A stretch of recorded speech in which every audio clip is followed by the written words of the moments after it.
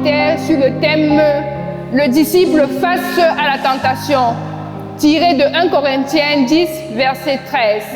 Et là, nous pouvons retenir les éléments suivants. La tentation est une réalité spirituelle. La tentation nous rappelle la nécessité de rester spirituellement éveillé. La tentation nous rappelle la faiblesse de notre cœur. La tentation nous donne de comprendre que Dieu est fidèle même après notre chute. Merci. Aujourd'hui, le thème que nous abordons, aujourd'hui, c'est se laisser purifier par le Christ. Et ce thème est tiré de 2 textes que nous allons lire, notamment Jean 5, Jean 15 autant pour moi, les 5 premiers versets et le psaume 51. Et c'est le pasteur Papa Fournier qui va nous tenir cet enseignement et qui tiendra lieu aussi de prédication. Donc sans plus attendre, nous allons à la lecture des différents textes. Merci. Nous allons commencer dans l'Ancien Testament, notamment le psaume 151. Là, il est écrit: lorsque Nathan, le prophète, vint vers lui, après David fut allé vers Bethsheba, autant pour moi, voici les mots. Ô Dieu, aie pitié de moi dans ta bonté. Selon la grande miséricorde, efface mes transgressions et purifie-moi de mon péché, car je reconnais mes transgressions et mon péché est constamment devant moi. J'ai péché contre toi seul, j'ai fait ce qui est mal à tes yeux, en sorte que tu seras juste dans ta justice, dans ta sentence, sans reproche dans ton jugement. Voici, je suis né dans l'iniquité et ma mère m'a conçu dans le péché. Mais tu veux que la vérité soit au fond du cœur, fais donc pénétrer la sagesse au-dedans de moi. Purifie-moi avec l'hysope et je serai pur. Lave-moi et je serai plus blanc que la neige. Annonce-moi l'allégresse et la joie, et les eaux que tu as brisées se réjouiront.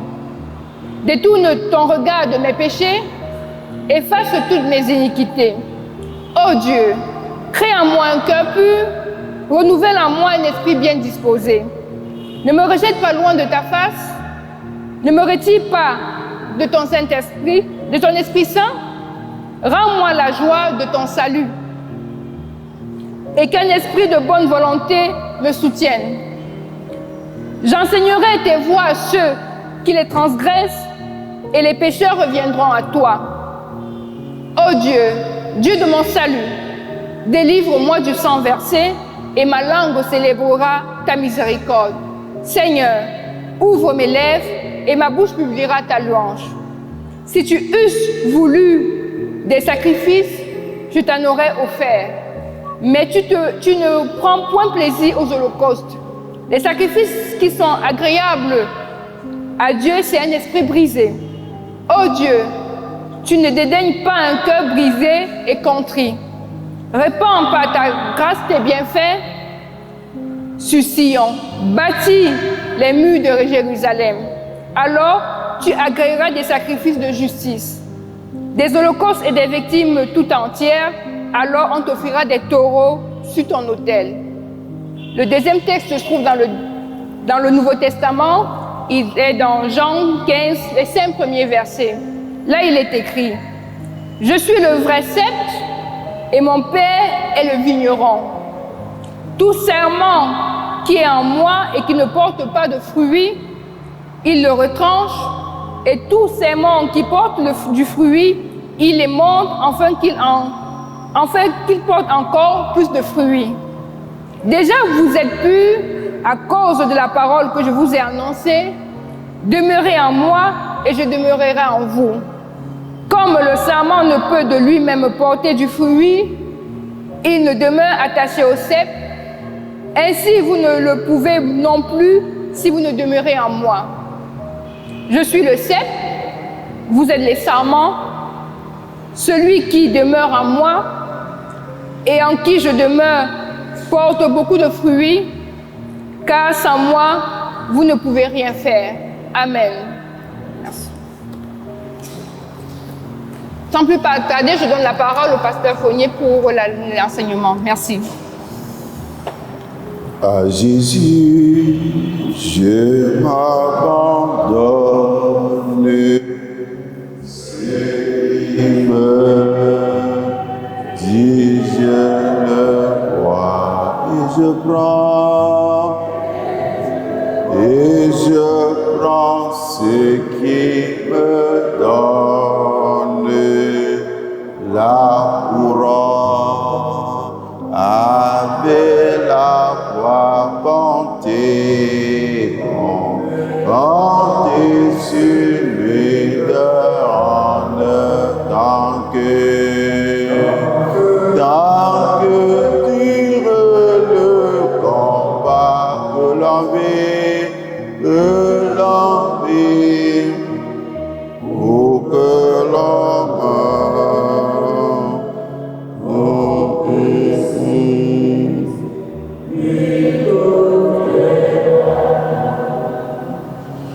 Frères et sœurs, dans le Seigneur, bonsoir. En ce 16e jour du temps de la Passion, mes bien-aimés en Jésus-Christ,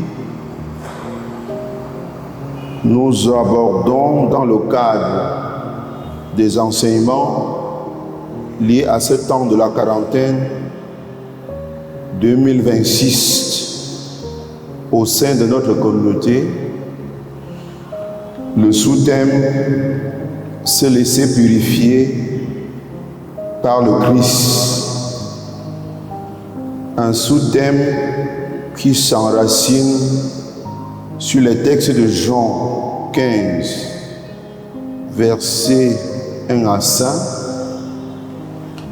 et du Psaume 51. Frères et sœurs en Jésus-Christ, avant que de nous appesantir sur l'examen proprement dit de ce sous-thème,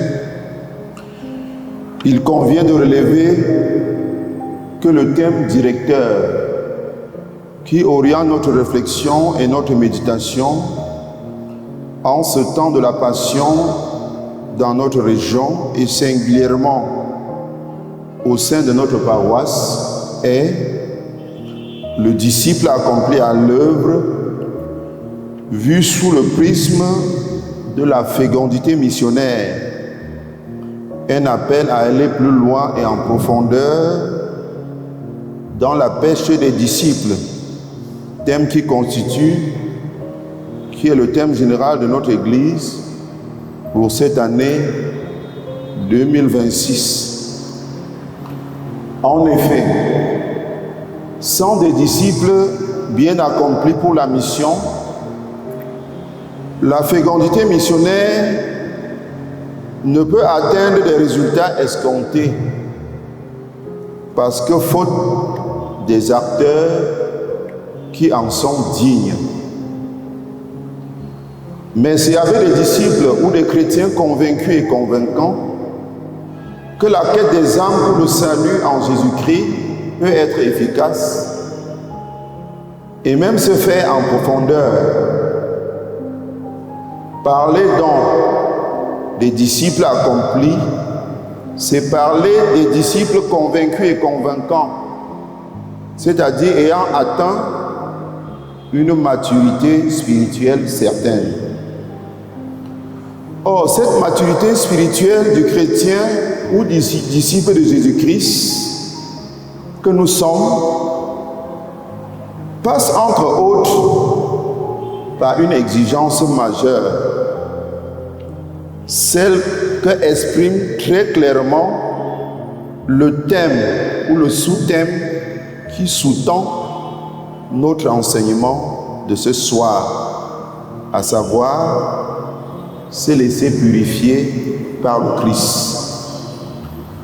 Se laisser purifier par le Christ, c'est une disposition intérieure que nous devons ainsi avoir en tant que chrétiens.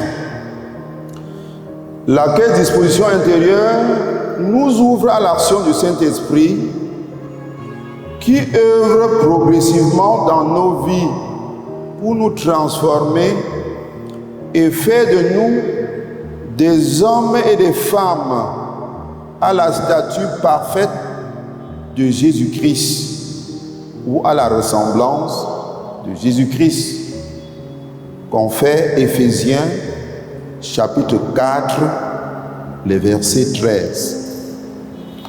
L'apôtre Paul, dans ce sens,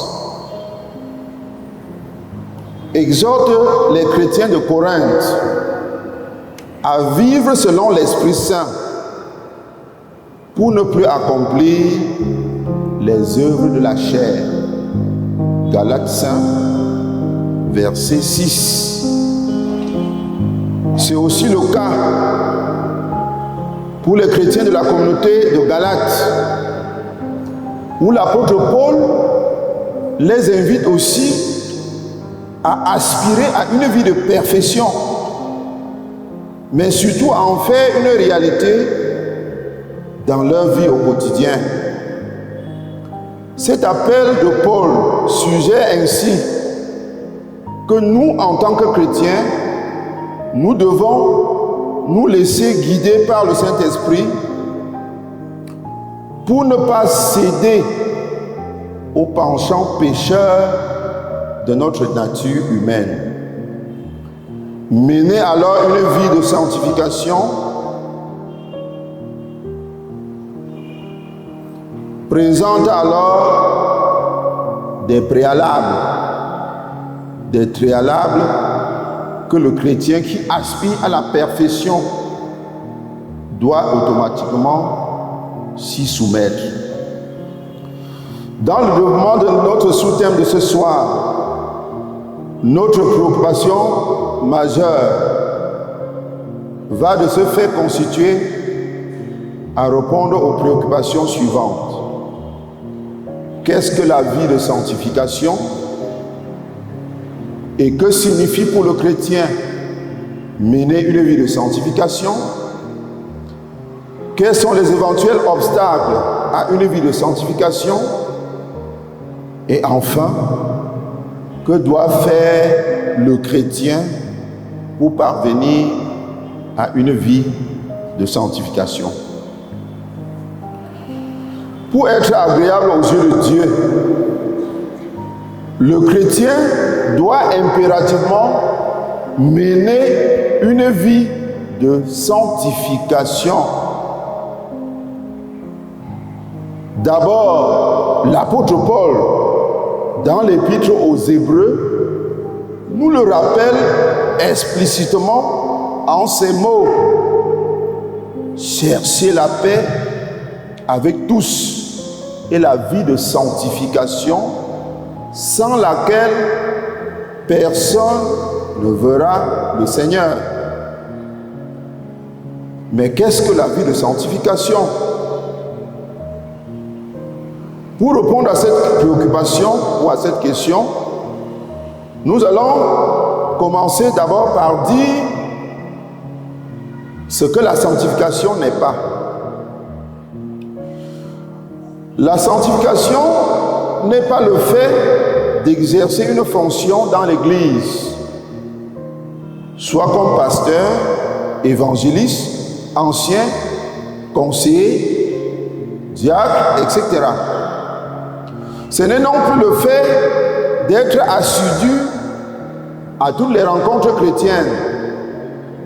Ce n'est pas aussi le fait de vivre en se repliant sur soi-même. Ce n'est pas aussi le fait d'avoir une grande connaissance biblique ou de Dieu, ou alors de faire de grandes choses pour Dieu, voire même des miracles. Mais qu'est-ce alors la sanctification? Le terme sanctification signifie premièrement être mis à part pour Dieu. C'est aussi une séparation d'avec le mal ou une vie de consécration totale à Dieu. Nous avons à cet effet la sanctification de position, la sanctification de progression et la sanctification de groupe. Qu'est-ce que la sanctification de position? La sanctification de position est l'état spirituel dans lequel accède tout pécheur repentant qui, par la foi en Jésus-Christ, reçoit le salut de Dieu. Celui-là est sauvé et il devient enfant de Dieu. C'est un statut nouveau qui fait de lui un héritier de Dieu et un co-héritier de Jésus-Christ. Ainsi, bien-aimés, en recevant par la foi et par la grâce de Dieu le salut en Jésus-Christ, nous avons le statut d'enfant de Dieu ou de racheté du Seigneur, ce qui fait de nous des hommes saints, c'est-à-dire des mis à part pour Dieu dans le monde. La sanctification de position est ainsi le nouveau statut ou la nouvelle identité que requièrent par leur foi ceux qui sont en Jésus-Christ. C'est un acte unique et définitif. Et c'est ainsi que l'apôtre Paul, dans sa deuxième épître aux Corinthiens, peut dire expressément que ceux qui sont en Jésus-Christ sont devenus une nouvelle créature. Et aussi qu'il n'y a plus de condamnation pour ceux qui sont en Jésus-Christ. Donc, par la foi en Jésus-Christ, le chrétien acquiert devant Dieu une nouvelle identité. Il a désormais le statut de saint, parce que pardonné et justifié par le sang de Jésus-Christ. Il n'est pas saint parce qu'il est désormais exempt du péché, non, ou des faiblesses humaines.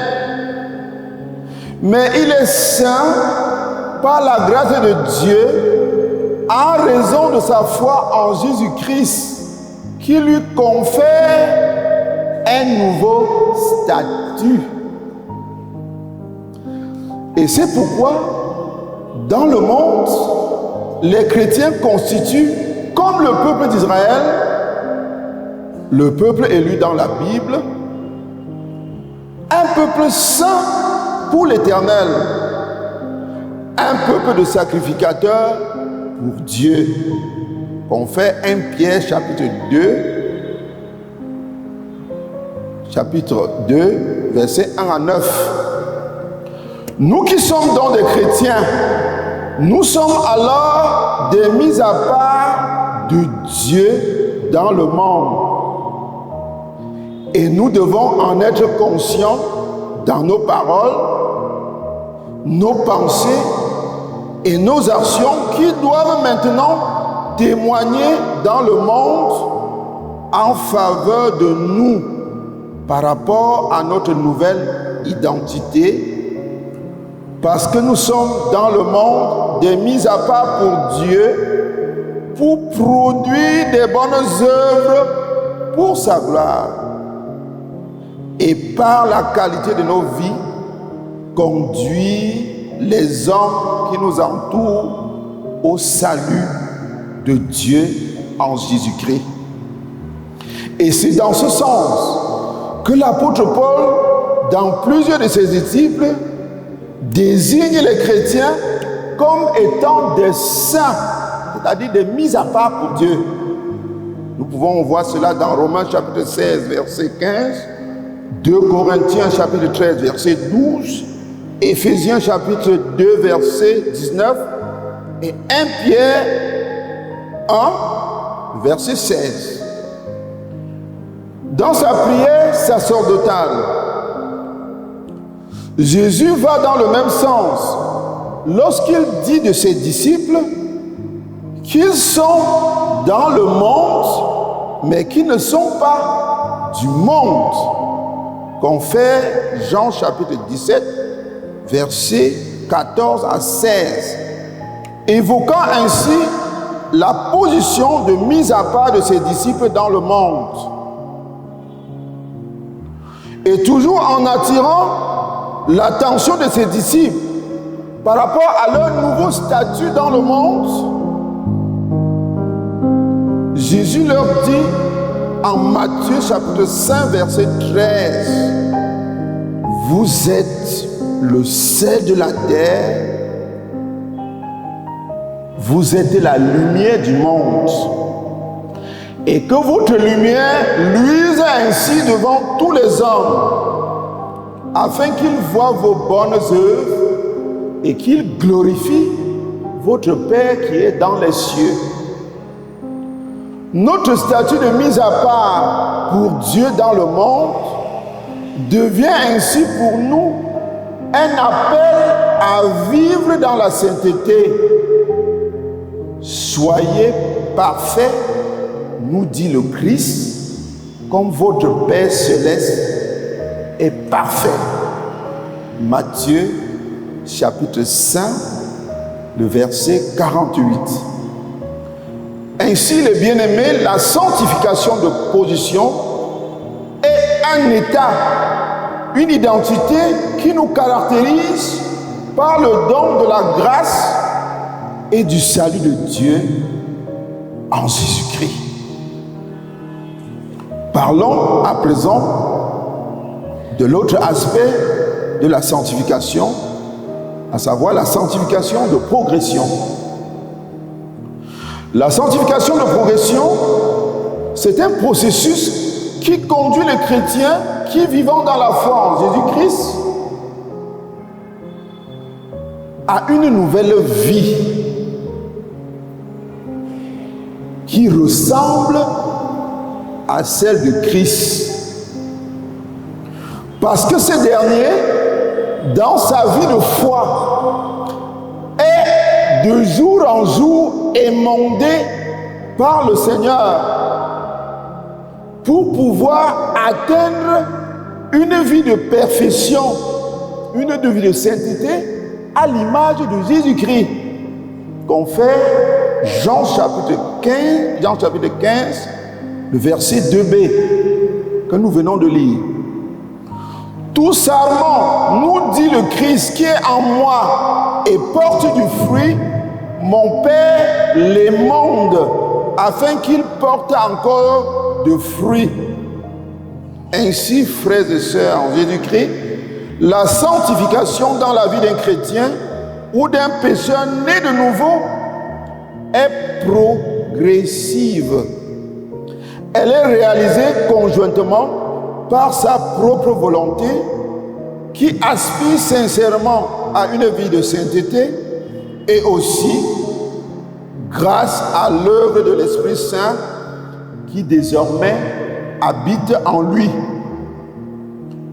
Et c'est pour cela que l'apôtre Paul dit aux chrétiens de la communauté de Galate, vivez donc selon l'Esprit de Dieu qui est en vous, et vous n'accomplirez plus les désirs de la chair, car vous avez été appelés à une vie de sainteté. Éphésiens chapitre 3, verset 25. La sanctification de progression, c'est donc une marche progressive.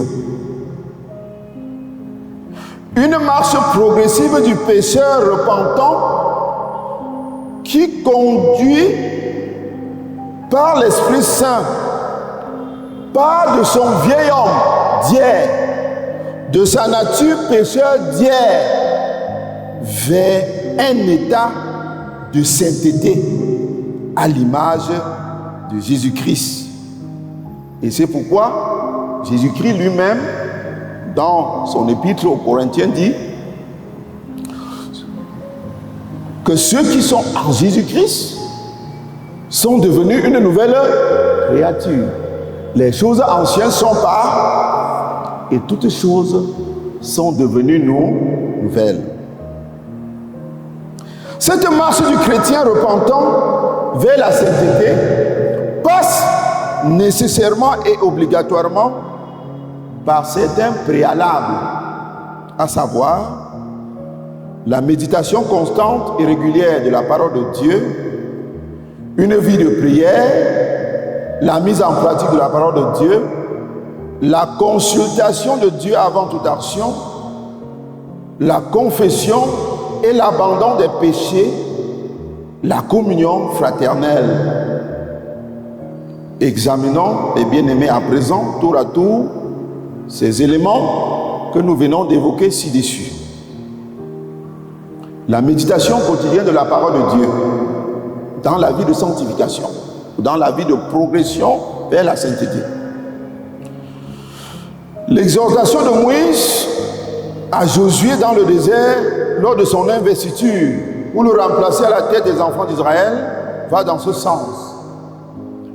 Que le livre de la loi ne s'éloigne point de ta bouche. Médite le jour et nuit afin de mettre en pratique tout ce qui est écrit.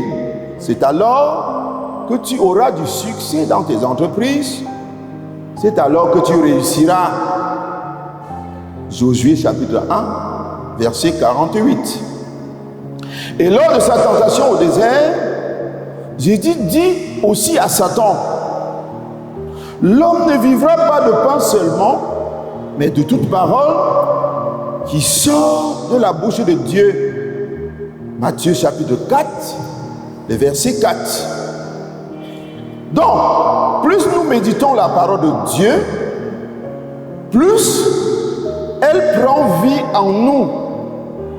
Et désormais, nos actions, nos pensées sont gardées par elle. Deuxième élément, mener une vie de prière. La prière dans la marche du chrétien vers la sanctification est un élément très très important. Par la prière, nous dialoguons avec Dieu, entretenant ainsi une vie de communion parfaite avec lui. L'apôtre Paul, dans sa lettre aux Thessaloniciens, Thessaloniciens 5, verset 17, nous dit dans ce sens: priez sans cesse. Et dans son épître aux Philippiens, il les exhorte aussi en disant: remerciez Dieu en toutes choses. Telle est pour vous la volonté que Dieu a exprimée en Jésus-Christ. 1 Thessaloniciens 5, verset 18. Maintenant, la mise en pratique de la parole de Dieu. Mettez en pratique la parole de Dieu et ne vous bornez pas simplement à l'écouter en vous trompant vous-même par de faux raisonnements, déclare l'apôtre Jacques dans son épître. Jacques chapitre 1, le verset 22. C'est en mettant la parole de Dieu en pratique que nous affirmons ainsi que nous aimons Dieu et confirmons aussi notre appartenance à Jésus-Christ. Consultez Dieu avant toute action. Nous devons consulter Dieu en toutes choses. C'est le cas notamment pour le serviteur d'Abraham qui consulte Dieu pour le choix de la femme d'Isaac. Genèse chapitre 24, le verset 26. Pour une vie de sanctification, nous devons, avant de prendre toute décision ou toute orientation de notre vie, consulter Dieu pour connaître au préalable quelle est sa volonté vis-à-vis de nous et vis-à-vis de la mission qu'il nous a confiée dans le monde. la confession et l'abandon des péchés. Proverbe 13 nous dit que celui qui cache ses transgressions ne prospère pas, tandis que celui qui les avoue les délaisse et obtient miséricorde. La vie de sanctification du chrétien implique donc pour lui la vie de méditation de la parole de Dieu, sa mise en pratique, mais aussi la confession de ses péchés pour les abandonner. Pour les abandonner. Lorsque David, meurtri par son péché à cause de son crime envers Uri, se repent devant Dieu en disant: ô Dieu, purifie-moi de mes péchés, lave-moi de toutes mes transgressions. Le repentir du chrétien n'est pas seulement le regret passif de son péché, mais c'est un acte de retournement du cœur vers Dieu. C'est un acte qui nous ouvre à la grâce de Dieu et à la restauration par le Saint-Esprit. Parce que Dieu ne nous pardonne pas seulement nos péchés, mais il change aussi progressivement nos cœurs pour nous rendre capables d'une vie de sainteté. Être purifié par le Christ, c'est ainsi laisser l'Esprit Saint travailler en nous pour éliminer le péché, les mauvaises habitudes et les pensées qui entravent notre croissance spirituelle. Mais le plus souvent, au lieu de laisser le Saint-Esprit œuvrer en nous, nous l'attristons régulièrement, comme le signale l'apôtre Paul dans Éphésiens chapitre 4, verset 30. De même que la branche doit demeurer en lien étroit avec la vigne afin de porter de fruits et subir de temps à autre la taille nécessaire, la purification progressive du chrétien passe par une communion étanche avec Dieu et implique le repentir, la confession sincère et la restauration par la grâce de Dieu grâce à l'œuvre de l'Esprit Saint. Cette perfection ne se limite pas à un événement ponctuel. Elle est un chemin quotidien qui fait de la confession, qui par la confession de foi, la communion avec le Christ, transforme progressivement la vie du chrétien pour que celle-ci ressemble à la vie du Christ. La sanctification progressive est donc un processus qui nous conduit vers la perfection. Maintenant, qu'en est-il de la sanctification du groupe? La sanctification d'un groupe, tel qu'une chorale, un mouvement, etc., passe par la sanctification individuelle de chaque membre. Ainsi, les membres du groupe doivent veiller, comme le recommande l'apôtre Paul, les uns sur les autres. Les forts dans la foi doivent supporter les faibles et non pas les stigmatiser. La communion fraternelle. La recette de la communion fraternelle est aussi un élément important dans la vie de sanctification. Dans Colossiens 3, verset 14, l'apôtre Paul présente l'amour entre frères dans la communauté chrétienne comme étant le lien de la perfection. Par-dessus toute chose, nous dit-il, revêtez-vous de l'amour qui est le lien de la perfection. Et maintenant, bien-aimés, quels sont donc les éventuels obstacles à la vie de sanctification? Comme obstacle à la vie de sanctification, nous avons des obstacles endogènes. Dans l'évangile de Matthieu, Jésus affirme que ce n'est pas ce qui entre dans l'homme qui le souille, mais plutôt ce qui sort de l'homme. Matthieu chapitre 15, le verset 11 à 19. Ainsi, comme obstacle endogène à la sanctification, nous avons la pensée. La pensée. La pensée est le lieu où naissent et se conçoivent beaucoup d'actions mauvaises.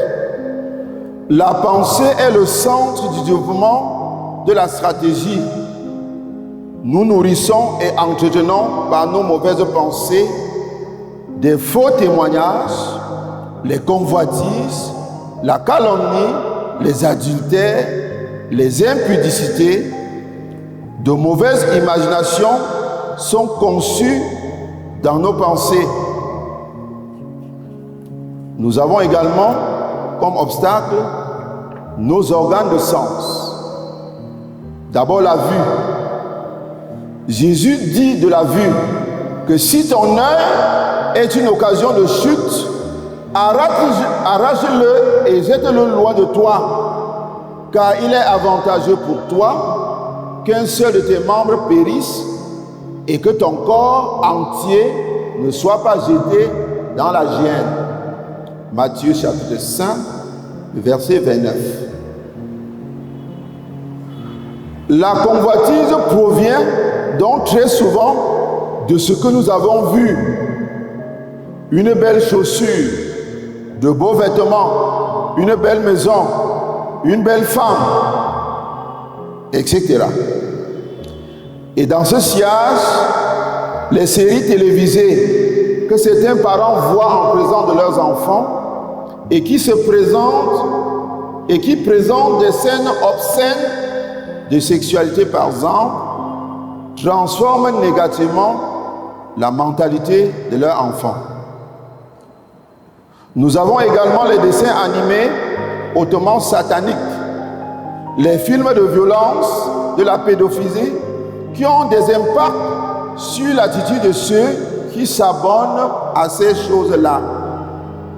Toutes ces choses négatives que nous voyons autour de nous impactent notre être et nous prédisposent donc au péché. L'audition. Tout ce que nous entendons ne contribue pas à notre édification ou à notre vie de sanctification.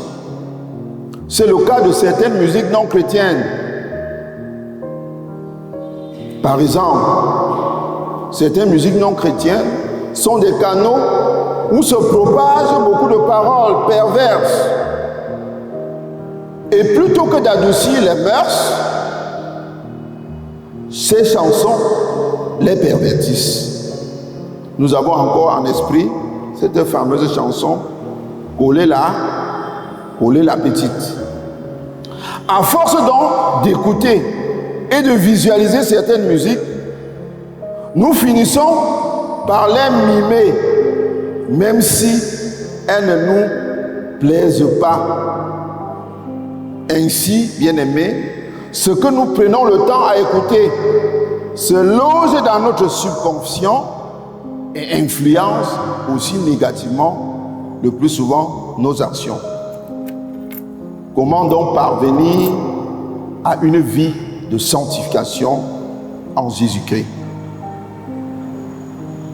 Pour parvenir à une vie de sanctification en Jésus-Christ, le chrétien doit vivre dans l'amour des commandements du Seigneur.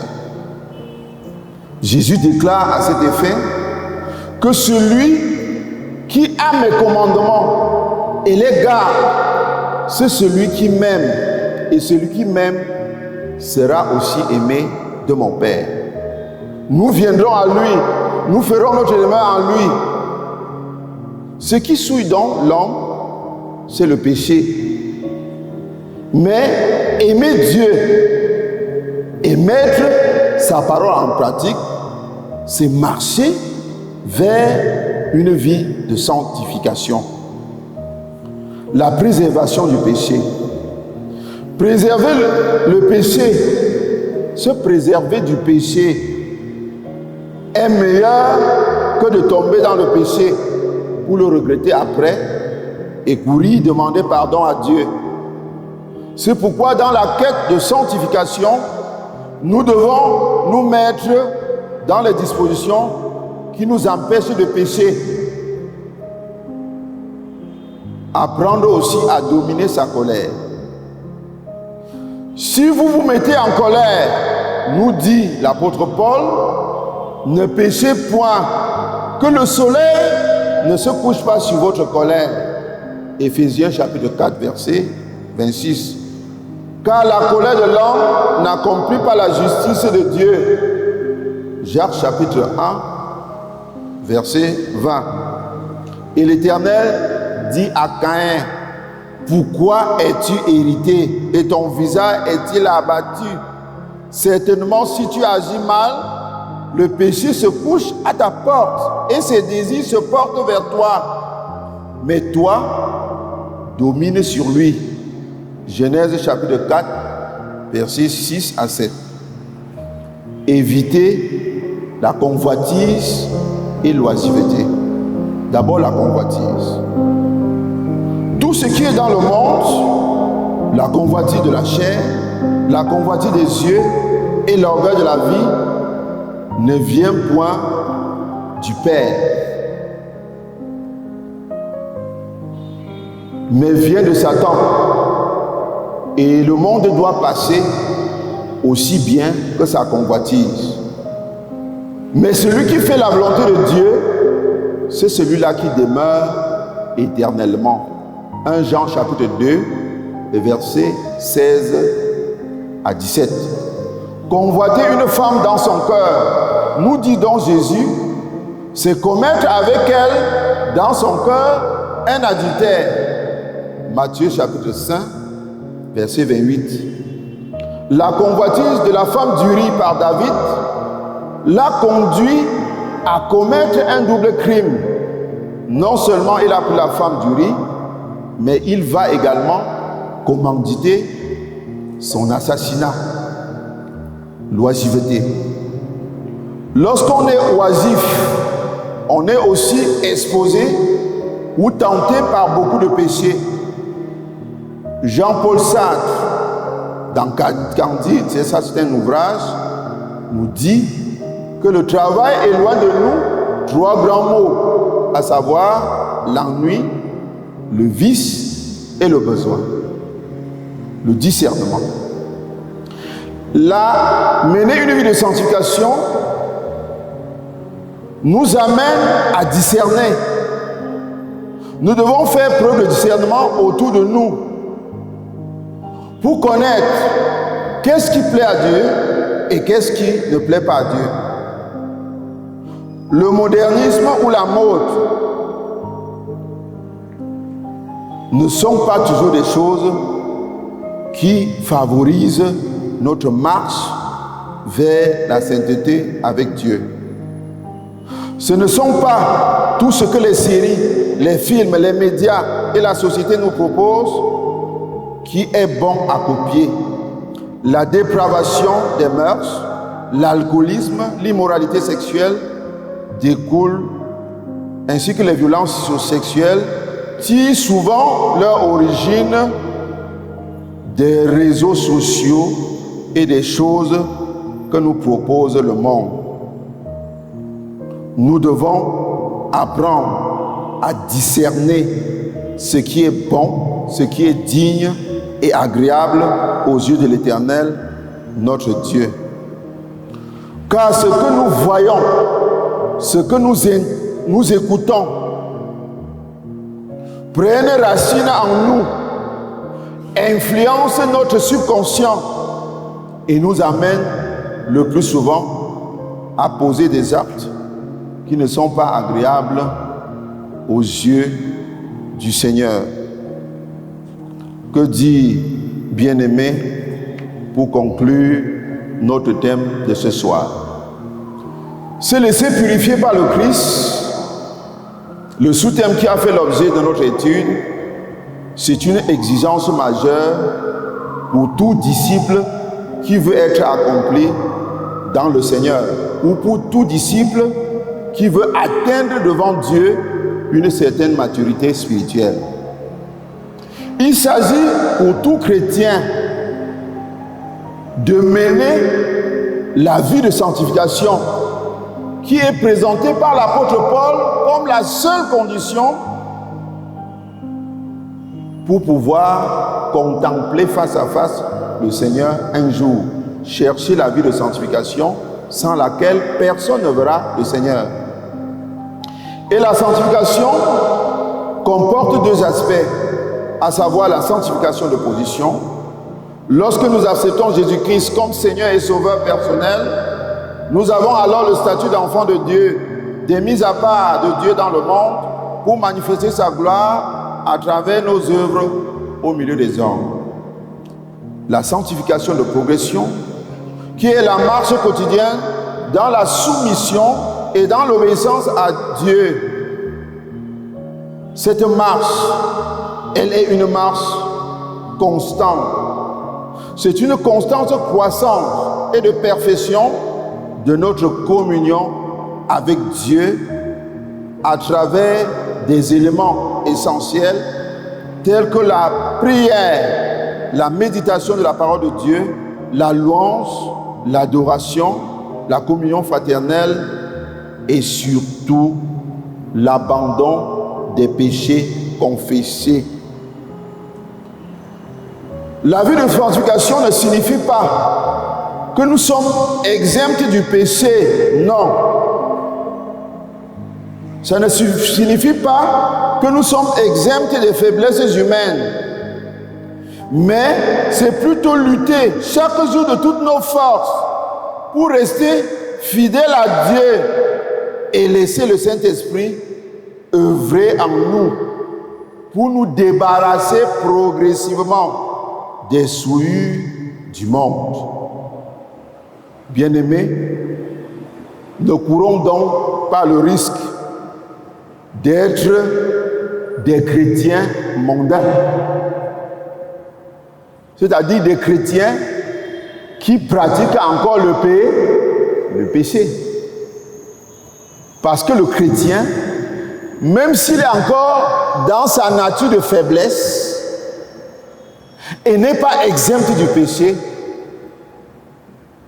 il ne conçoit pas le péché, il ne pratique pas le péché, même si par inadvertance, il peut tomber dans le péché.